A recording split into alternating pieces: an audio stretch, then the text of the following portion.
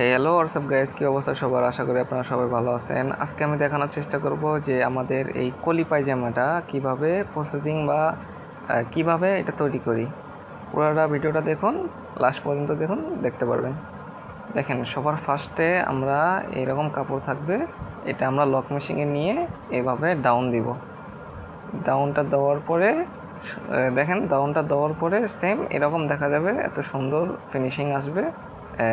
এরপরে যে কাজটা হলো, এই কাজটা হলো যে হেল্পারটা এখন কি করব, এটা একবারে কাটা ভাজা একসাথে মানে কমপ্লিট করে নেব, জানি সুন্দর মতো কেটে রেখে দেব বর্ডারের ওভারলকে।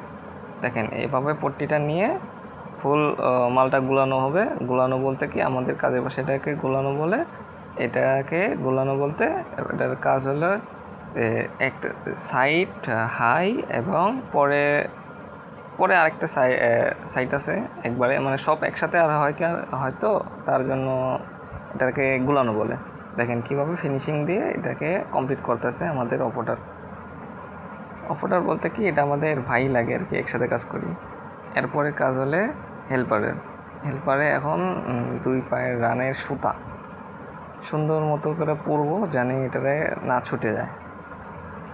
হ্যাঁ, তারপরে এটাকে উল্টানো হবে, উল্টায় সুন্দর মতো ভাজা রাখার মানে কাজটা এটাই, সুন্দর মতো ভাজা রাখবে।